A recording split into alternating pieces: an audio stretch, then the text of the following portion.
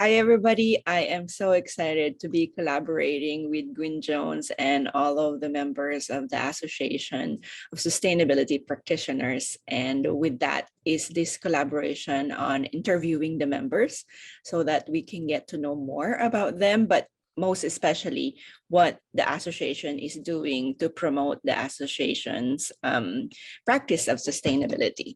So let me get started with introducing Gwyn Jones. He is the director at the Association of Sustainability Practitioners, ASP for short, apprentice elder, keynote speaker, guest lecturer, advisory board member, promoting sustainability practices and purpose-led enterprise that creates environmental and social value.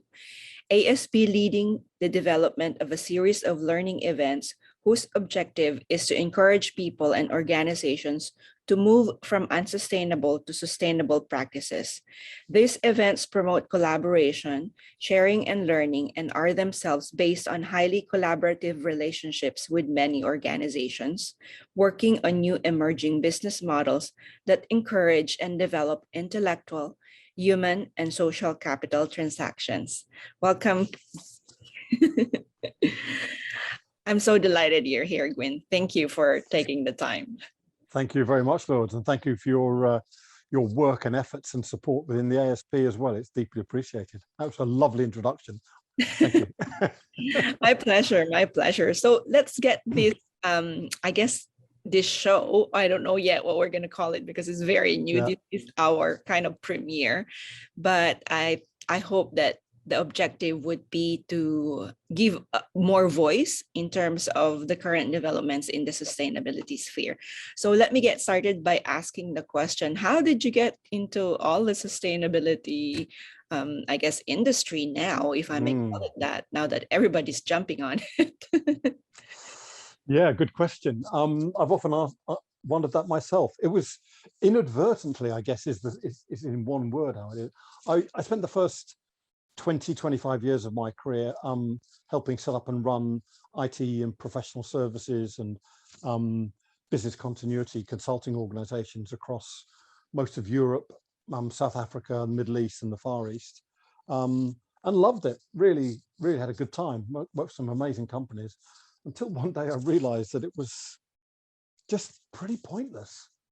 And I just decided to walk out of it at about the age of, I think about 50. So it's about sort of 17, 18 years ago, without any real conscious thought about what I was going to get into. But to cut the story short a bit, what I've learned about what I did at that time was I turned my back on what was essentially a wealth creation activity, which was occupying all my time and very neatly destroying everything of value in my life. You know, I was earning a really good income. I had, you know, all the expense accounts you could think of, but I was just denying myself and my family any sort of love and relationships. So I just decided I couldn't go back anymore. And I set on this path of just literally wiping the slate clean, starting with nothing, and trying to find out what I could do with my life that was creating value. Although I couldn't articulate it, then I've learned on the way a different vocabulary.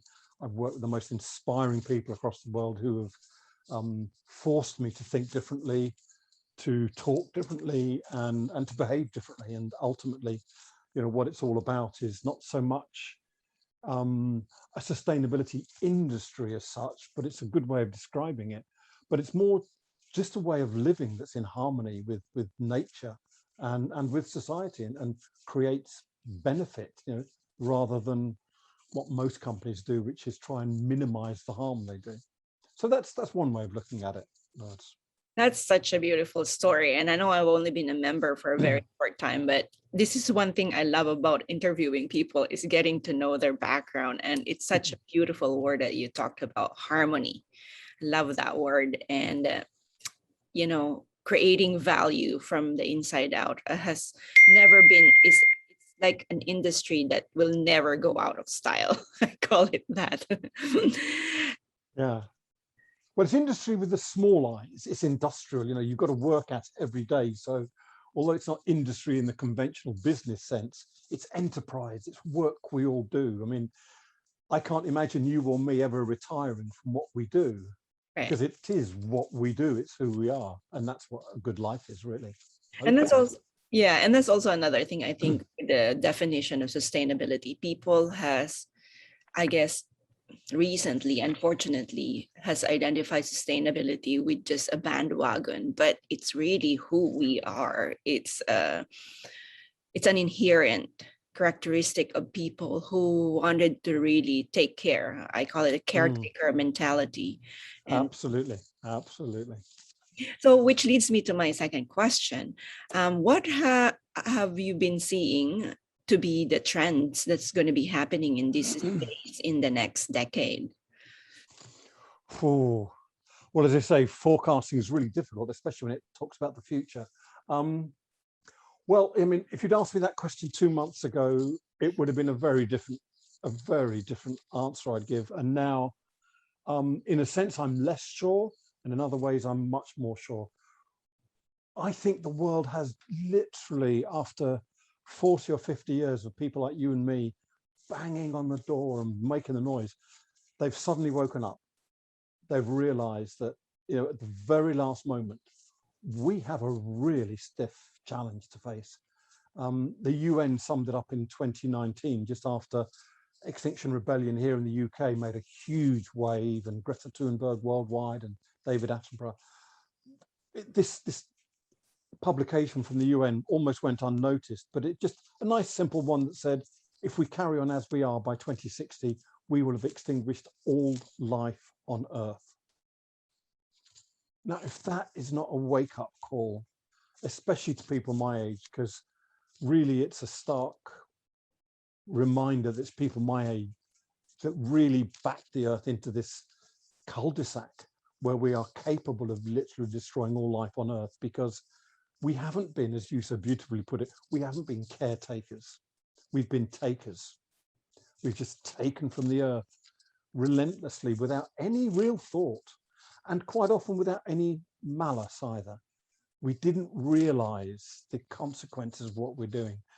So to me, one of the big epiphanies on the way was about 3 years ago when I came back from a meeting. And bear in mind, we're a member of the Association of Sustainability Practitioners. And I came back from a meeting and I was talking to my wife and a very dear friend who's also a very powerful mentor of mine. I said to her, God, I just understood, I don't have a clue what sustainability means. Because people don't know what we're trying to sustain. We don't know what sustaining means. Where do I go from here?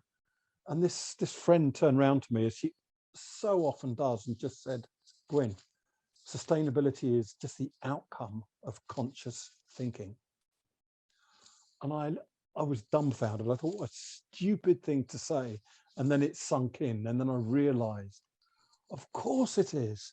Because when we're conscious of what we want to do, what we're conscious of the impacts, both positive and negative, we have, and when we're honest with ourselves, then we're in a position of power, because we can choose what we do. We can choose the actions we take, and we can choose to create the future we want. And that's the hard work, because none of the answers we come up with to that are easy. But if we're not conscious, and I don't think more than 10% of our industry is conscious, they're just carrying on with business as usual. So the agenda that we've got to draw up and discover and implement over the next 10 years is a long time, but I think it's shorter than that. I think in the next 5 to 6 years, every business person on the planet, every politician, every mother, every father has to work out how we're going to live in harmony and peace with nature and balance with it, because we're not. We're so far off it at the moment. And the really big challenge is that no one in our lifetime has ever done it. No one has ever tried to work out what's the plan for 8 billion people, let alone 10 billion people. We don't have a target. We don't have a blueprint. We don't have a plan we can pull off the shelf. We're going to have to make it up. So the big question in my mind is, where do we go for the answers? And to me, that's what sustainability is now. It's about waking up, about being conscious, becoming conscious, and then making the right choices. And in industry, that means net zero is the first base camp. It's base camp 1 in this journey. Net zero is barely touching what we need to achieve. We have to get to 0 carbon, 0 impact on the planet, so that then we can learn how to do the most important thing, which is to have a positive impact, to nurture the very thing that nurtures us, to create more human capital, more environmental capital. So that's the agenda for the next 10 years. And 10 years in the future sounds a long time, but I'm not sure why you picked that, but really it is the timescale we've got, because by 2050, we will have peak population of 10 billion people. And we have to learn in the next 10 years how to do something that we've never done before, and get it right, and get it global. So that by the time that your son, who's what, 12 this week, right? By the time he's 42, he will be living a good, peaceful life, thriving, not a poor quality life, but thriving, and bringing up his own children. Hopefully, that's what we've got to aim for. You're making me a little bit teary-eyed with what you said about conscious thinking and harmony in nature, really, and in the planet, harmony with the planet, because it's quite humbling, I guess, how Mother Earth has natured us in such a long time that it's now time to give back, and actually have to, I don't even know what's the word, but really, again, consciousness is the word that you use on how we're able to, like a mother to a child. You were mentioning my son turning 12. Absolutely. And how that symbiotic relationship can happen. And it's a big ask. It's a big ask, but we have to do it, because as you've said, we're at the cul-de-sac, we're at the precipice of wherein if we don't do this, it's going to not work anymore. And so thank you for sharing that. And to go back to your question of why I chose 10, and it's fascinating too, because you started with the story of, how people, I guess it's just plot from air for me, but in the real estate industry, they were talking about there's a turnaround every 10 years. And so that's why I picked that number. But one of the things that I'm fascinated with what you shared as well is how I think everybody's awakened. And since 2019, we were talking, and then 2020, of course, the pandemic happened. And I think that's really catapulted us to be more awakened. And I'm so amazed, especially with the young people, Greta, and has moving the planet in certain ways that we have never seen such consciousness in young people. And it's amazing. Well, this is what they all did. XR and Greta Thunberg, they raised the consciousness of the planet, literally, in a matter of weeks. And it was good timing, because I think what it did, it tuned into the doubt that was going around, the uncertainty, the concern that people think actually it does look like this climate change stuff might be real. It might be something we have to worry about. And then David Attenborough, Greta Thunberg, XR came on, and these are not radical tree-hugging hippies. These are doctors, nurses, policemen in England, they're county judges, they're mothers and fathers, they're school children. These are not the radical left or the radical right. They're society, and they were out on the street asking for a future for their children. What a simple question. And they did it without violence.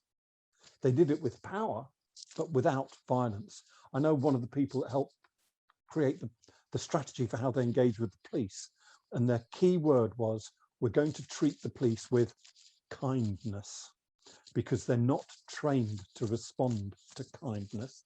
And it means we keep our integrity as human beings.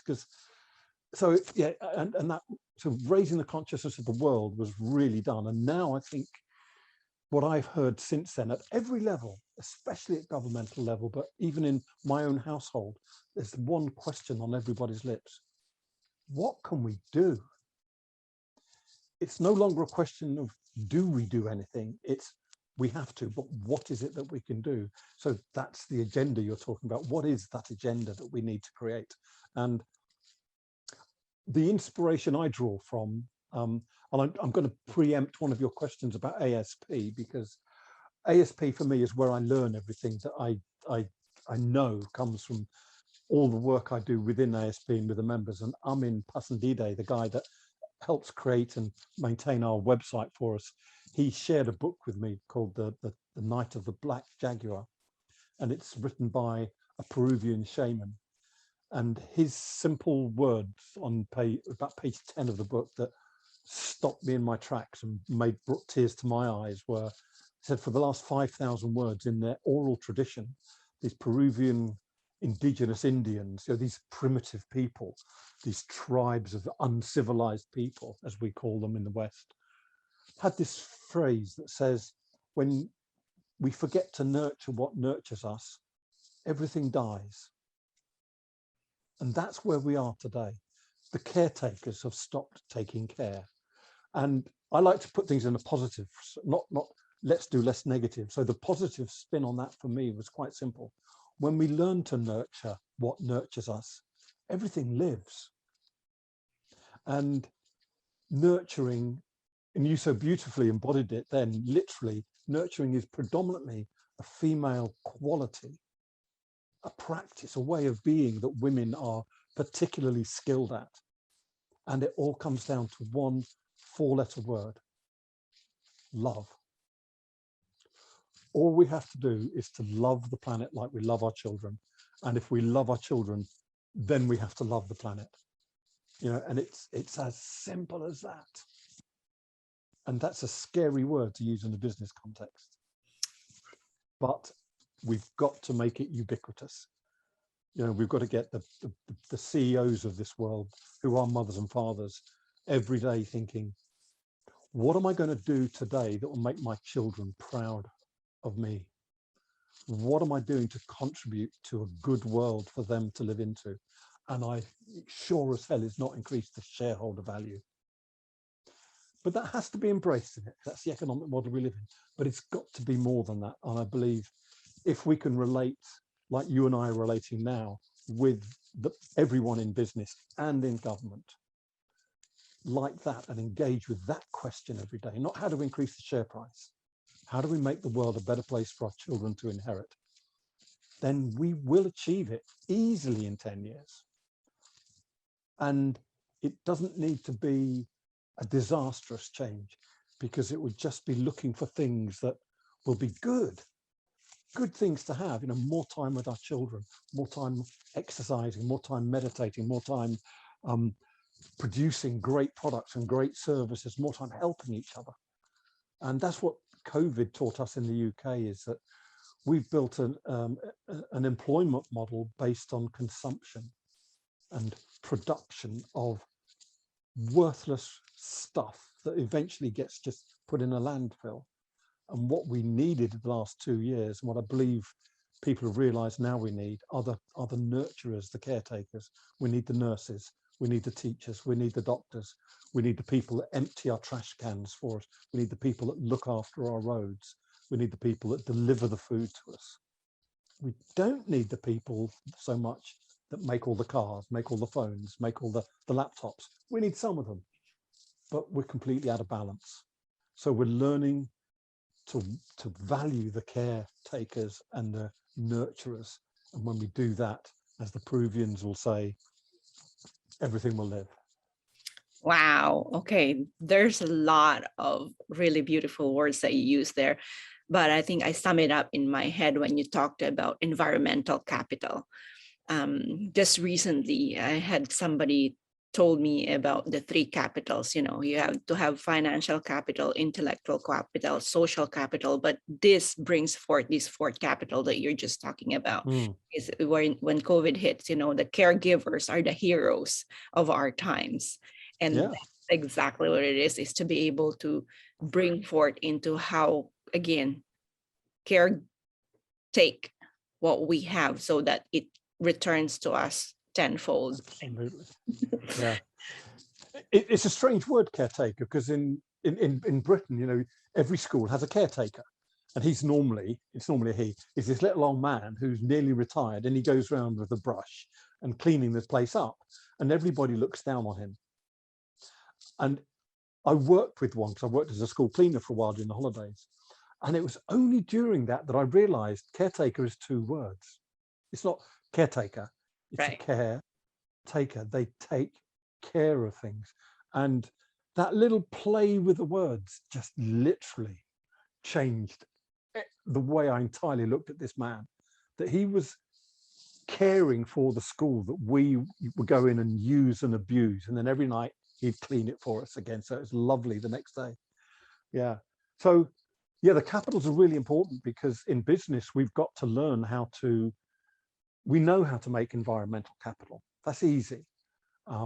What we don't know is how to also make environmental capital. How does your company create more environmental resources than it uses? You know, most companies say our goal is to reduce the impact on the planet, and I say to them, why on earth would you want to do that? And they're confused, and they say, what do you mean, why? So, well, why do you want to release, why do you say you want to reduce the impact you have on the planet? And then I said, well, excuse me, you've missed the word out. What I think you're saying is you want to reduce the negative impact, you want to reduce the harm you do.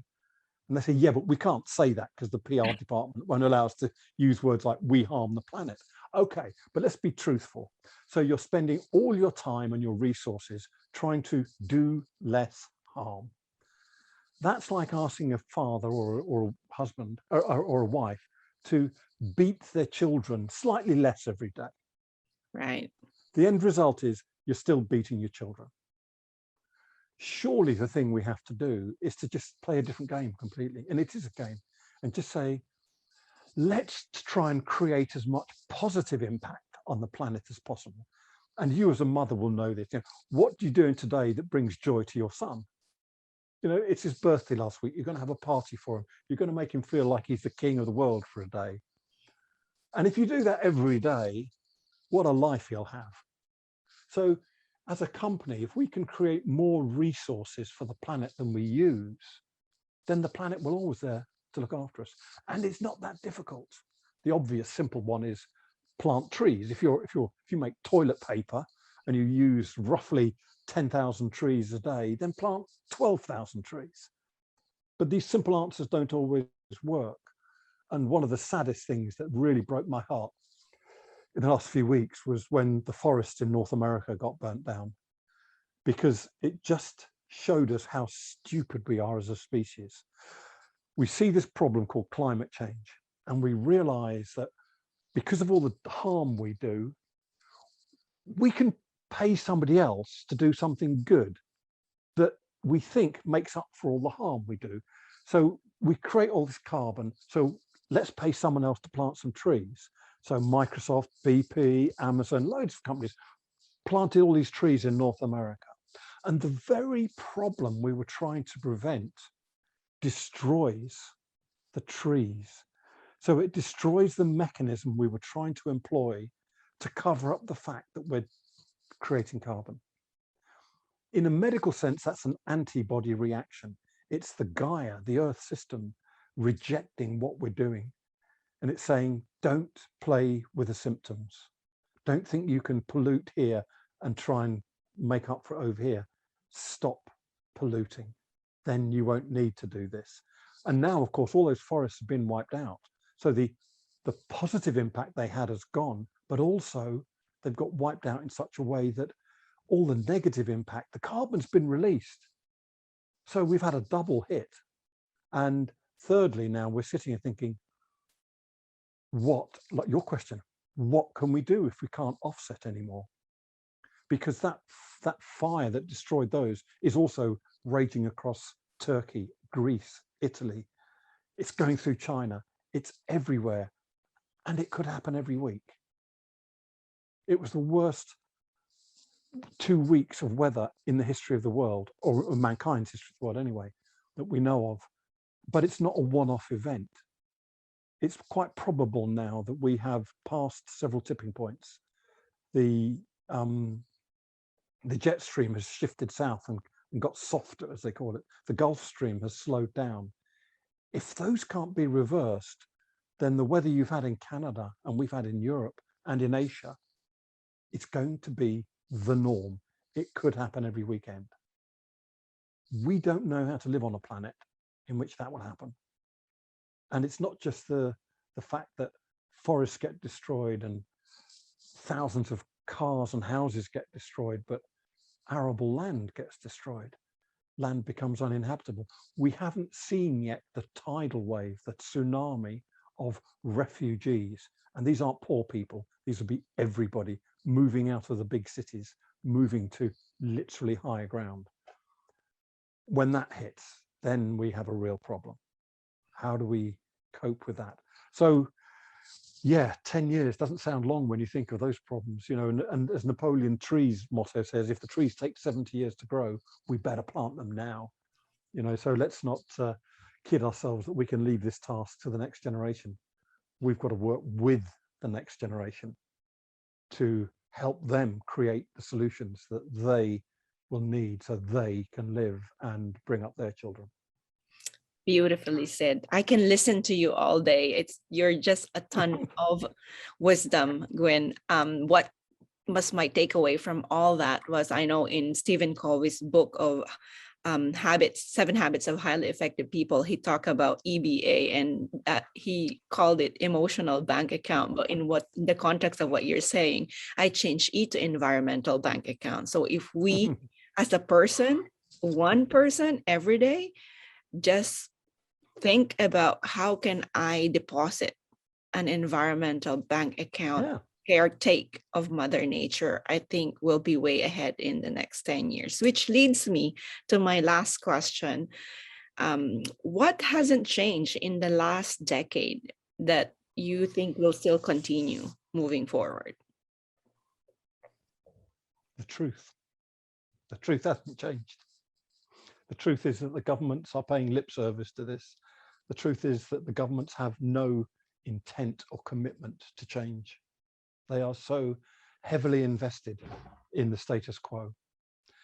And they talk about it. You know, today as we speak, our illustrious Prime Minister is visiting the States to try and convince people that they should sign up to COP26 targets, when his own government has just extended oil drilling rights in the North Sea and is opening up a new coal mine in north of England.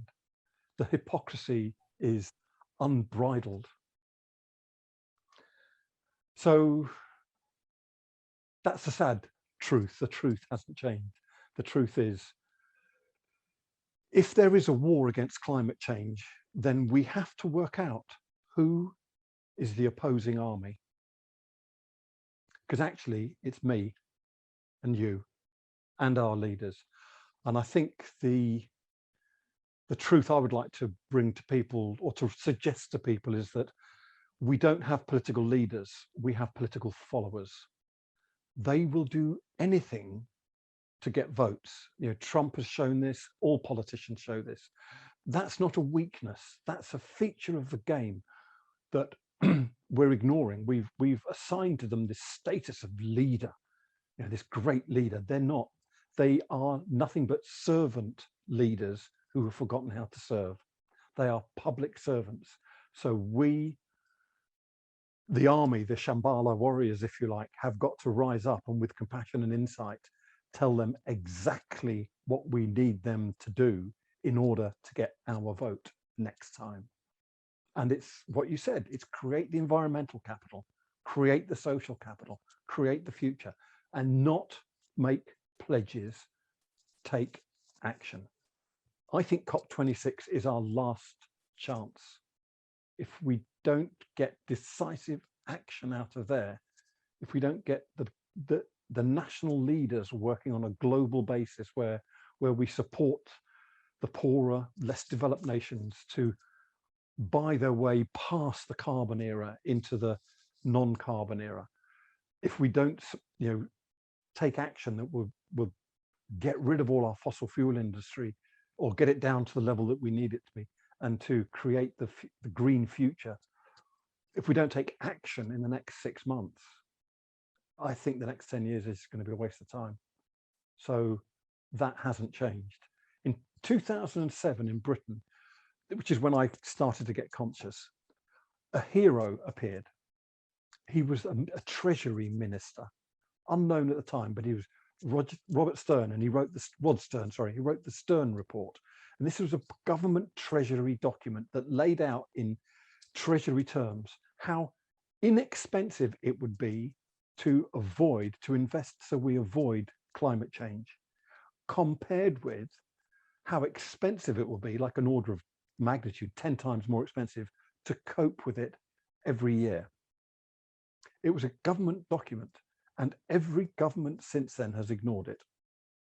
It wasn't Greenpeace, it wasn't Friends of the Earth, it wasn't Satish Kumar, it wasn't, tree huggers. This was hard, dyed in the wool economists and treasury scientists saying this.